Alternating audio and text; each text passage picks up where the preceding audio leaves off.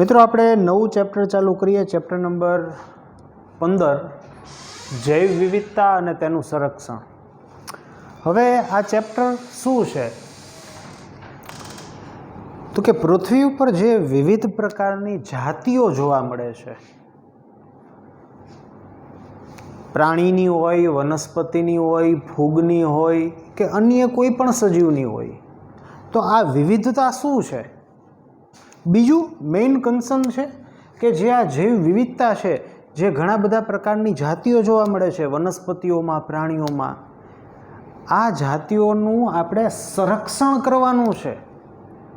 જો એનું સંરક્ષણ નહીં કરીએ, જો આ જાતિઓ લુપ્ત થતી નહીં અટકાવીએ, તો એકંદરે ટૂંકા ગાળે કે લાંબા ગાળે 100% આપણા ઉપર અસર થશે, આપણી જીવન ક્રિયાવિધિ ઉપર અસર થશે.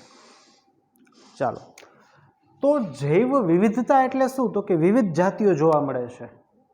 કેસર કેરી, હાફૂસ કેરી, તોતા કેરી, શેરીના કૂતરા, જાહેરાતમાં આવે એવા કૂતરા, ડોબરમેન, આલ્સેશિયન, ગીર ગાય, સાદી ગાય, રોઝી ગાય, તો આ વિવિધ જાતિઓ છે. તો આ વિવિધતા જોવા મળે છે. રેડી? ધ્યાન આપો.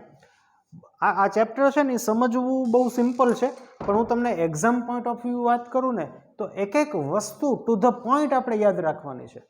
આ ચેપ્ટરની અંદર જેટલું યાદ રાખવાનું છે ને એટલું હું માનું છું ત્યાં સુધી અન્ય આપણા 12થના એક પણ બાયોલોજીના ચેપ્ટરમાં આટલી વસ્તુ યાદ નથી રાખવાની. ચેપ્ટર સમજવાની દ્રષ્ટિએ બહુ સિમ્પલ છે, અમુક વસ્તુઓ સમજવાની છે, પણ ટુ ધ પોઈન્ટ આંકડાકીય માહિતીઓ આપણને યાદ રહેવી જોઈએ. તો સ્ટાર્ટ અહીંથી કર્યું છે કે પૃથ્વી ઉપર કીડી છે ને એની 20,000 જાત જોવા મળે છે. 20,000 એની જાતિઓ જોવા મળે છે, એટલે 20,000 અલગ અલગ પ્રકારની જાતિઓ છે. મનુષ્યની કેટલી જાતિઓ જોવા મળે છે પૃથ્વી ઉપર? તો કે વન એન્ડ ઓનલી એક જ મળે છે. આપણે કૂતરાની કેટલી મળે છે? તો કે આપણી પાસે સાયન્ટિફિક આંકડો નથી, પણ હું હમણાં કેમ બોલ્યો કે આપણા શેરીવાળા કૂતરા અલગ છે, ડોબરમેન અલગ છે, આલ્સેશિયન અલગ હોય છે, પછી જાહેરાતમાં અમુક નાના આવે છે એ અલગ હોય છે. તો આ એની વિવિધ જાતિઓ છે. કેરીની આપણને 3-4 જાતો આવડતી હોય, ઓરિજિનલી ઘણી બધી છે. રેડી? તો ધ્યાન આપો. તો પૃથ્વી ઉપર કીડીની 20,000 જાતિઓ જોવા મળે છે. ભૃંગ કીટકો 3 લાખ જાત જોવા મળે. ભૃંગ કીટક કોને કહેવાય? બીટલ, ટૂંકમાં કીટક હોય ને ઉપર થોડુંક કઠણ પ્રકારનું હોય, લાલ કે કાળું જનરલી એનું ઉપરનું લેયર હોય, આવા પ્રકારનું હોય ભૃંગ કીટક. રેડી? માછલીની 28,000, ઓર્કિડની 20,000 જાત જોવા મળે છે. બરાબર? પછી આપણને અમુક ક્વેશ્ચન પૂછ્યા છે કે એના જવાબ આપણને અમુક આ ચેપ્ટરમાં મળશે, અમુક ઉદ્વિકાસમાં મળશે કે આટલી બધી વિભિન્ન જાતિઓ કેમ છે. મહાન વિવિધતા પૃથ્વીની અંદર ઇતિહાસ સાથે જ અસ્તિત્વમાં પામેલ છે? ના, એની સાથે જ નથી. પૃથ્વીના ઉદ્વિકાસની મીન્સ કે પૃથ્વીનો જન્મ થયો એની સાથે જ નથી, પરંતુ ધીમે ધીમે ઉદ્વિકાસ પામી છે. ધીમે ધીમે વિવિધ જાતોનો વિકાસ થયો છે. આ વૈવિધ્ય આવ્યું કેવી રીતે? તો આના જવાબ આપણે ઉદ્વિકાસમાં સંકળાયેલા છે. જીવાવરણ માટે આ વિવિધતા કેવી રીતે અને શા માટે મહત્વપૂર્ણ છે? મહત્વપૂર્ણ એટલા માટે છે કે જેમ વધારે વનસ્પતિની જાતિઓ છે, પ્રાણીની જાતિઓ છે, તો એમ ખોરાક, આશ્રય કે અન્ય કોઈ ઉપયોગિતા જેને કહેવાય કે એ થાય. હું તમને સાવ સાદી રીતે કહું ને તો ધારો કે વનસ્પતિ, આપણે જે ધાન્ય છે એમાં વિવિધ પ્રકારના ધાન્ય જોવા મળે. ઘઉં છે, ચોખા છે, મકાઈ છે, બાજરી છે. હવે એની બદલે આટલી બધી વિવિધતાને બદલે એક જ વિવિધતા હોત ઘઉં, તો આપણે બધાને એના ઉપર ડિપેન્ડ રહેવું પડે. અને ન કરે નારાયણને એવું થાય કે ઘઉં નથી ઉગતા, કોઈ વખત એનામાં વૈશ્વિક લેવલે કોઈ રોગ આવી ગયો તો શું કરવાનું? અત્યારે શું પોઝિશન છે કે ધારો કે ઘઉં ન હોય તો આપણે ચોખા પણ ખાઈ, મકાઈ થ્રુ પણ મકાઈના પણ રોટલા થાય, આપણે ઝાડના રોટલા, મકાઈના રોટલા. તો એ ઓપ્શન છે. જૈવ વિવિધતા છે તો ઓપ્શન છે. વિવિધતા ઓછી હોય તો એની કાર્યકી અલગ હોત. યસ, કાર્યકી વિશે આપણે વધુ અન્ય ચેપ્ટરમાં અભ્યાસ કરશું.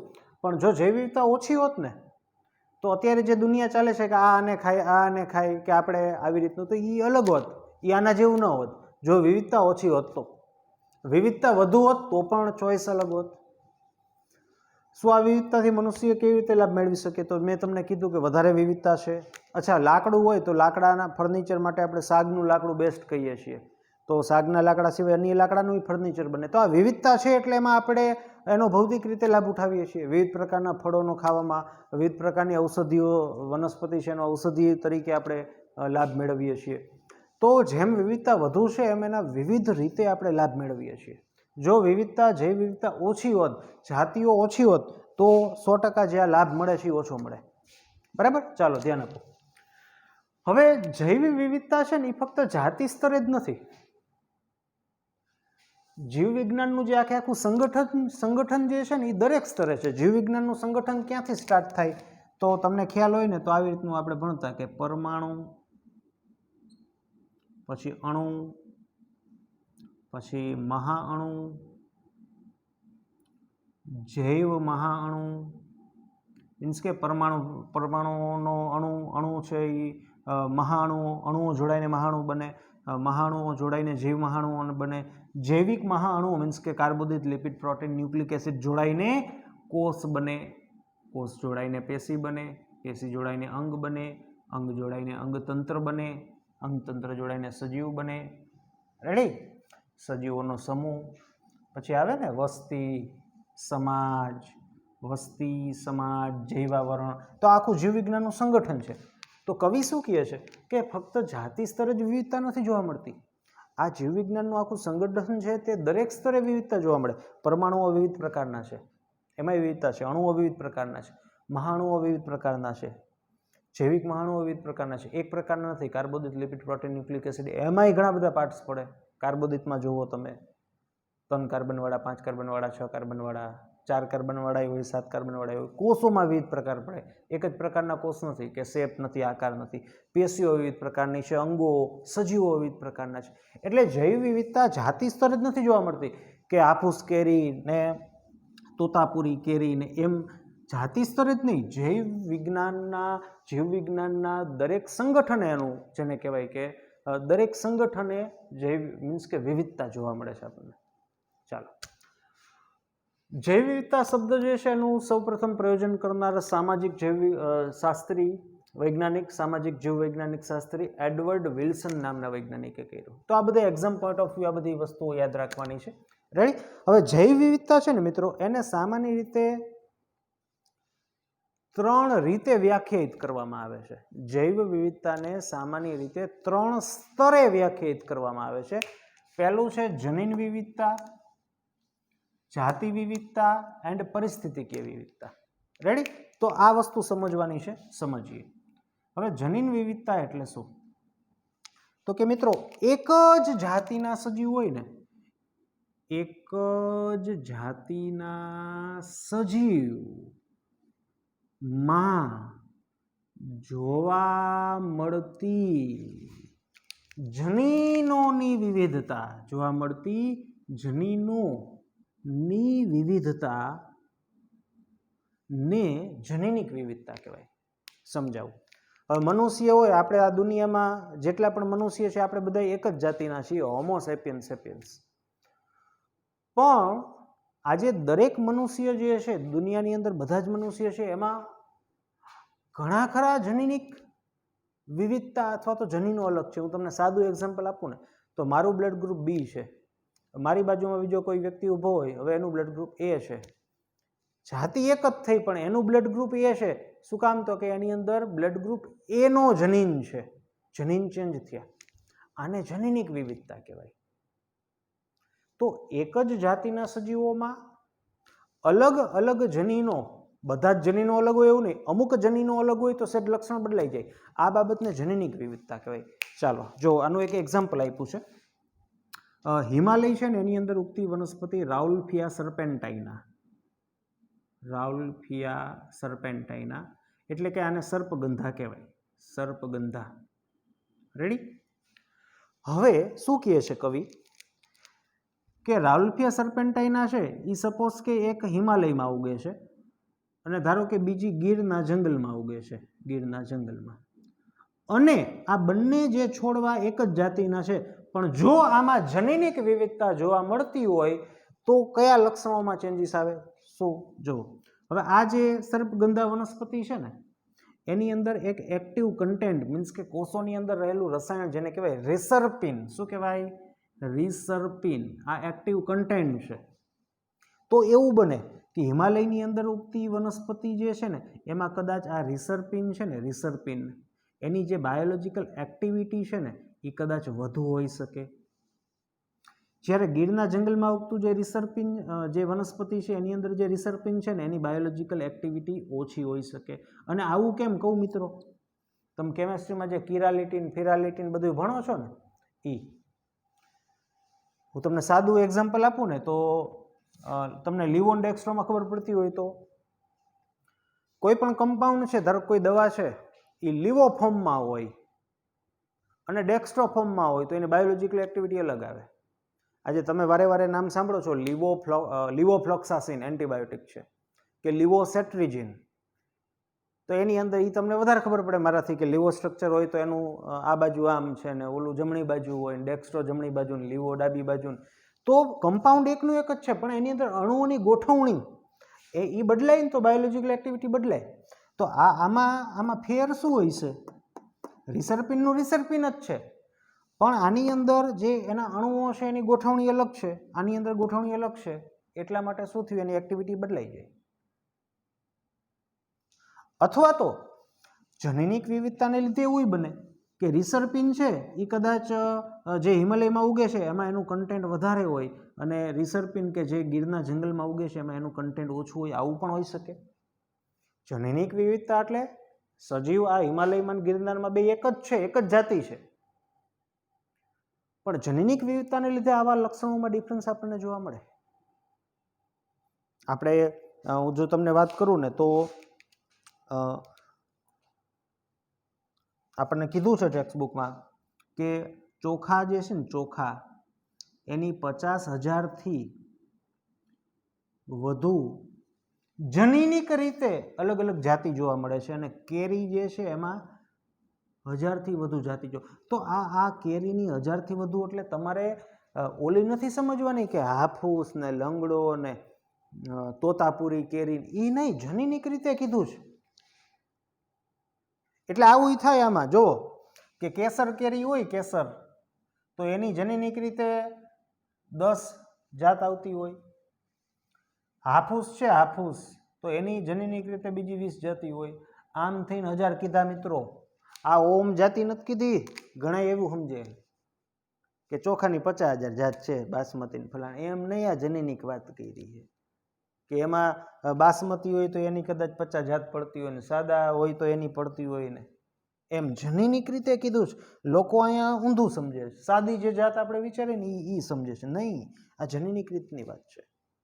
તો રાલ્ફિયા સર્પેન્ટાઇના એક્ટિવ કન્ટેન્ટ રિસર્પિન, જેનો હું તમને સાદી રીતે કહું ને તો રિસર્પિન છે ને બ્લડ પ્રેશર લોવરિંગ ડ્રગ્સ છે, બ્લડ પ્રેશરને ઘટાડવા માટે એનો ઉપયોગ થાય, પ્લસ બ્રેઇન ટોનિક તરીકે પણ ઉપયોગી છે. પણ આપણે અહીંયા મેડિસિનની ચર્ચા નથી કરવાની. જનીનિક વિવિધતા આપણને સમજાવી છે કે હિમાલયને ગીરની અંદર ઉગતી આ વનસ્પતિની જાતિ એક જ હોય અને જો જનીનિક વિવિધતા હોય તો શું ડિફરન્સ આવી શકે?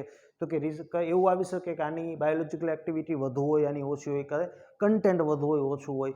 બાયોલોજિકલ એક્ટિવિટી શું કામ વધુ ઓછી હોય મેં તમને કીધું કે વસ્તુ એક ને એક હોય પણ મોલેક્યુલ જે છે, અણુ જે છે એની અંદર ગોઠવણી અલગ અલગ હોય તો પણ આવું થાય. રેડી? તો આ થઈ જનીનિક વિવિધતા. જૈવ વિવિધતાને સામાન્ય રીતે 3 રીતે ગણવામાં આવે છે, 3 રીતે દર્શાવી શકાય છે. જનીનિક વિવિધતા, બીજું જાતિ વિવિધતા. જાતિ વિવિધતા શું થાય સમજો. જો એનું સીધું એક્ઝામ્પલ આપ્યું છે કે ભારતમાં જે પશ્ચિમ ઘાટ છે ને, પશ્ચિમ ઘાટ એટલે કયો થાય? મુંબઈથી ચાલુ થાય, મુંબઈ, ગોવા ને કોંકણ લાઈન આખી થાય કેરેલાવાળી, એ પશ્ચિમ ઘાટ કહેવાય. કોંકણ, બરાબર, એ પશ્ચિમ ઘાટ કહેવાય. પૂર્વ ઘાટ કલકત્તા બાજુ, બિહાર બાજુ. તો ભારતની અંદર જે પશ્ચિમ ઘાટ છે ને ત્યાં ઉભયજીવીની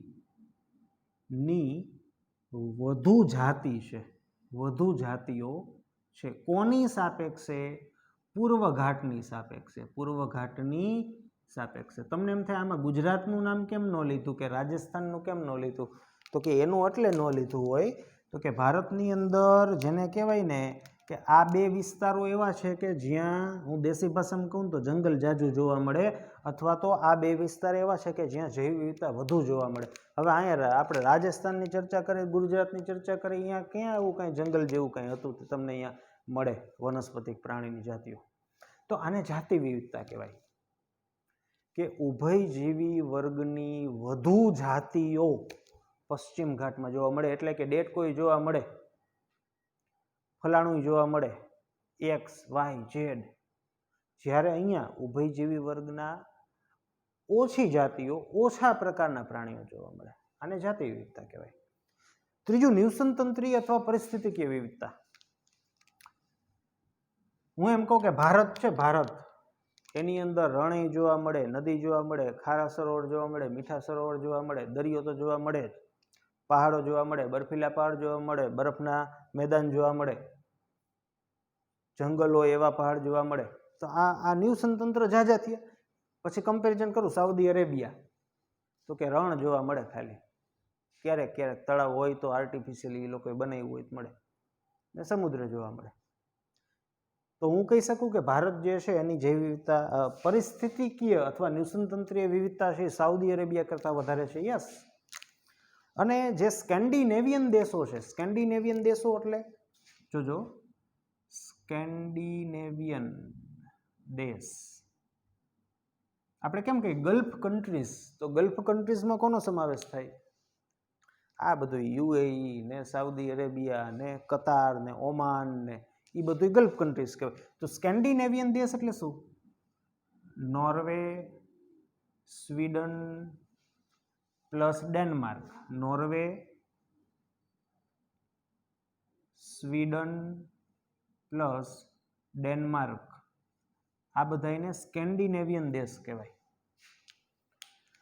એ શેના માટે પ્રચલિત છે? તો કે પોતાની પરિસ્થિતિકીય વિદ્યા એટલે કે કુદરતી દ્રશ્યો માટે, વિવિધ પ્રકારની નદીઓ, ઝરણાઓ, એના માટે પ્રસિદ્ધ છે અને લોકો અહીંયા ફરવા જાય છે. આપણને કંઈ વાંધો નથી, પણ કવિ એમ કહે છે કે મિત્રો સ્કેન્ડિનેવિયન દેશ કરતા પણ, સ્કેન્ડિનેવિયન દેશ કરતા પણ ભારતમાં નિવસનતંત્રીય વિવિધતા વધુ છે. ભલે આપણે જોઈ નથી શકતા, દેખાતી નથી, લાગતો નથી, કારણ કે દેશ મોટો છે એટલા માટે. રેડી? તો અત્યાર સુધી આપણે જે ચર્ચા કરી ને એમાં સમજવાનું આ છે, આ બધું એક્ઝામ પોઈન્ટ ઓફ વ્યૂ તમારે યાદ રાખવાનું છે. આના જવાબ તો મળશે, આ વસ્તુ, આ એડવર્ડ વિલ્સન શું છે, આ સમજવાનું છે. મેઇન વસ્તુ આ છે. એમાં જનીનિક વિવિધતા છે ને, એ મેં તમને સમજાવી કે એક જ જાતિનો સજીવ પરંતુ જનીન અલગ અલગ આપણને જોવા મળે છે. આ બાબતને જનીનિક વિવિધતા કહેવાય. જે ઘઉં ને ચોખાની, ઘઉં આપણે ચોખા ને કેરીની જે જાત કીધી છે એ નોર્મલ જાત નથી કીધી, જનીનિક રીતે વિવિધતા ધરાવતી જાત કીધી છે આપણને. રેડી? ચાલો આગળ વધીએ આપણે.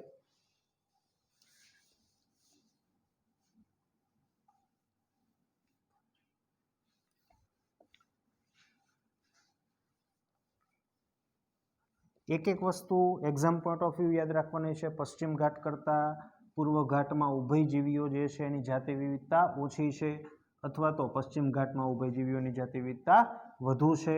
સ્કેન્ડિનેવિયન દેશો કરતાં પણ, નોર્વે, સ્વીડન, ડેનમાર્ક કરતાં પણ નિવસનતંત્રીય વિવિધતા ભારતની અંદર વધુ છે. તો આને પરિસ્થિતિકીય પ્રકારની જૈવ વિવિધતા કહેવાય. બરાબર? હવે આગળનો ટોપિક છે આપણો પૃથ્વી તથા ભારતની અંદર કુલ કેટલી જાતિઓ છે, કેટલી વિવિધતા છે. એમાં આપણે જોઈએ અત્યારે પૃથ્વી ઉપર શું છે હાલ હવાલ. રેડી? તો એક સંસ્થા છે જેને કહેવાય International Union for Conservation of Nature and Natural Resources. આખું નામ યાદ રાખવું જરૂરી છે exam point of view. International Union for Conservation, conservation એટલે સંરક્ષણ, ઓફ નેચર એટલે કુદરત, એન્ડ નેચરલ રિસોર્સિસ કે એના દ્વારા જે રિસોર્સિસ પ્રાપ્ત થાય છે તે. એટલે દેશી ભાષામાં કહું ને તો આ સંસ્થા જૈવ વિવિધતા સાથે સંકળાયેલી, એનું ધ્યાન રાખતી, જાતિઓની સંખ્યા શું છે એને ગણતી, એની સાથે કનેક્ટેડ સંસ્થા છે. જેનો 2004ના રિપોર્ટ મુજબ એ લોકો પૃથ્વી ઉપર દુનિયામાં ટોટલ કેટલી વૈવિધ્યતા છે એનો યોગ્ય સમય એનો અહેવાલ લેતા હોય, અભ્યાસ કરતા હોય, ગણતરી કરતા હોય. પણ 2004ના IUCNના રિપોર્ટ મુજબ નિયરલી લગભગ 1.5 મિલિયનથી સહેજ વધુ વનસ્પતિ અને પ્રાણીની જાત છે. વનસ્પતિ અને પ્રાણીની જ વાત છે, અહીંયા બેક્ટેરિયાની વાત નથી કરી. તો તો આ બધી એક્ઝામ પોઈન્ટ ઓફ વ્યૂ મહત્વની વાતો છે મિત્રો. આમાં સમજવાનું ઓછું છે અને ધ્યાન રાખવાનું વધારે છે. પછી શું કહે છે કવિ કે ઉષ્ણકટિબંધ છે ને એની સાપેક્ષે સમશીતોષ્ણ વિસ્તાર છે, એના દેશો છે, એમાં જાતિ વિવિધતા અથવા તો જે ગણતરી કરવાની છે ને એ લગભગ પરિપૂર્ણ ને આરે છે. એનું કારણ શું છે તો કે ઉષ્ણકટિબંધ હોય ને અહીંયા જૈવ વિવિધતા વધારે હોય કમ્પેર ટુ સમશીતોષ્ણ કટિબંધ. આવું કેમ એ આપણે ભણવાનું છે. એટલે આ જે જાતિ છે ને મિત્રો આટલી નથી હો, જાજી છે. વનસ્પતિ અને પ્રાણીઓની જાતિ વિશ્વમાં વધારે છે. આટલી તો આપણે ગણી અથવા આટલી આપણને જાણ છે. હજી તો ઘણી બધી જાતિઓ શોધવાની બાકી છે. એમાંય ખાસ ક્યાં બાકી છે તો કે ઉષ્ણકટિબંધીય વિસ્તાર છે ને એમાં વધારે બાકી. શું કામ તો કે ઉષ્ણકટિબંધીય વિસ્તારમાં જૈવ વિવિધતા વધુ જોવા મળે. એનું કારણ શું છે એ પણ ભણશું. એટલે એમાં વધારે બાકી છે. કેમ કોઈ મોટો સબ્જેક્ટ હોય તો એનું લેસન વધારે બાકી હોય, એના જેવી વાત છે. રેડી? ધ્યાન આપો. હવે કોઈ વિસ્તાર હોય એની અંદર ખરેખર જાતિઓની સંખ્યા કેવી રીતે ગોતવામાં આવે છે. બહુ ઇન્ટરેસ્ટેડ વાત અહીંયા આપણને રજૂ કરી છે ટેક્સ્ટ બુકમાં. હું તમને સમજાવું કે કોઈ જગ્યાએ ખરેખર કેટલી જાતિ છે એનો અંદાજ એ લોકો કેવી રીતે આપે. શું એક એકને ગણે? ના, એક એકને નથી ગણતા. એની એક ટેકનિક છે, એનું સૂત્ર છે, એની ફોર્મ્યુલા છે. શું છે હું સમજાવું. જો કે કોઈ વિસ્તારમાં જાતિની સંખ્યા એનો અંદાજો કેવી રીતે આપવામાં આવે, કેવી રીતે શોધવામાં આવે. ધ્યાન આપો. જો શું કરે આ લોકો, સપોઝ કે આ એક વિસ્તાર છે. આ વિસ્તાર છે ને એની અંદર ધારો કે વનસ્પતિ એની એ લોકોને 500 જાતિઓ મળી અલગ અલગ. લીમડો, બાવળ, ફલાણું, આ તે, કેરી, ચીકુ, ચીકુની 4 જાત, કેરીની 5 જાત. રેડી? આ અલગ અલગ જાતિ. પ્રાણી જે છે એની સપોઝ કે આ લોકોને 1500 જાતિઓ મળી. અને કીટક જે છે, કીટકને ઇન્ક્લુડ નથી કર્યા, પ્રાણી કીટકમાં જ આવે, કીટકને ઇન્ક્લુડ નથી કર્યા. એટલે એની ધારો કે એને મળી 2500 જાત. રેડી? હવે વૈજ્ઞાનિક શું કરે ખબર? રેશિયો કાઢે. હવે આનો રેશિયો આમ થાય 1:3 શું થાય બોલો? 5. આ રેશિયો નીકળો આવો. રેડી? આવો રેશિયો કાઢી લઈએ. હવે શું કરે? હવે આ અન્ય વિસ્તાર છે, અન્ય વિસ્તાર. હવે અહીંયા આ લોકોએ તારણ આપવાનું છે. એટલે એ શું કરે?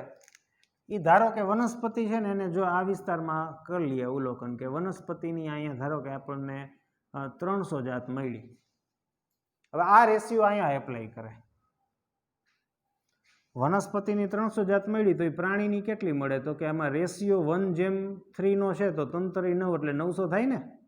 તો એ આવી રીતે અંદાજો મારી દે કે પ્રાણીની 900 જાત મળે. કીટકની કેટલી મળે? મારો તો અંદાજ કેટલું થાય? 1500. રેડી? ફાઇનલ ને? 5×15 બરાબર 1500. એટલે આવી રીતે એ પેલા કોઈ જગ્યાએ રેશિયો આવું ગણી લઈએ વનસ્પતિ, પ્રાણી, કીટકનો. પછી આ રેશિયો છે ને અન્ય જગ્યાએ એપ્લાય કરી લઈએ. એમાં ગમે એકાદાની ગણતરી કરીએ. આવી રીતે જેને કહેવાય અંદાજો મારવામાં આવે. બરાબર? તો આ બહુ મહત્વનો છે. ટેક્સ્ટબુકમાં શબ્દો છે એનો મેં દેશી મિનિંગ તમને સમજાવ્યો. એટલે ઘણી બધી જાત છે. શોધાયેલી જાત 1.5 મિલિયનથી સહેજ વધુ છે, નિયર અબાઉટ એટલી છે. તો કુલ પૃથ્વી ઉપર કેટલી જાતિ હશે એનો અંદાજ વૈજ્ઞાનિકો દ્વારા 20 થી 50 મિલિયન જેટલો છે એવું માનવામાં આવે છે. પણ એક અન્ય વૈજ્ઞાનિક રોબર્ટ મે, જો આ દરેકે દરેક બાબત એક્ઝામ પોઈન્ટ ઓફ વ્યૂ આપણે યાદ રાખવાની છે. IUCNનું પૂરું નામ, કઈ સાલમાં, આ કોની. રેડી? પછી આ કેવી રીતે કરવામાં આવે છે, પૃથ્વી ઉપર કુલ જાતિનો અંદાજ. શ્રીમાન રોબર્ટ મેના મત અનુસાર કેટલી છે? 7 મિલિયન. આ બીજા બધાએ કીધું. આને શું કીધું? આ તો આપણે ગણેલી છે. આ બધા અંદાજ છે. આ બધા. રેડી? ચાલો. હવે જેટલી પણ આ જાતિઓ છે ને એમાંની આ પૃથ્વી ઉપર જેટલી પણ જાતિ છે પ્રાણીની અને વનસ્પતિની, એમાંની મોટા ભાગની જાતિઓ 70% વધુ જાતિ પ્રાણીની છે. એટલે પ્રાણી છે ને એમાં તમને વિવિધ વેરાયટી જોવા મળે. આલ્સેશિયન કૂતરા ને, ડોબરમેન કૂતરા ને, જંગલી શિયાળ ને, સિટીવાળું શિયાળ ને, ઓલું શિયાળ ને, આફ્રિકાના સિંહ ને, ગીરના સિંહ ને, કેરળના હાથી ને, આફ્રિકાના હાથી ને, ઓસ્ટ્રેલિયાના હાથી ને, લેમુર પ્રકારના વાંદરા ને, ઓલા પ્રકારના વાંદરા.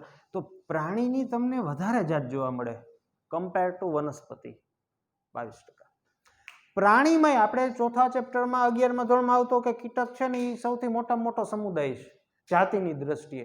તો પ્રાણીની મિત્રો જે 70% છે ને એમાં 70% જ ખાલી કીટક છે.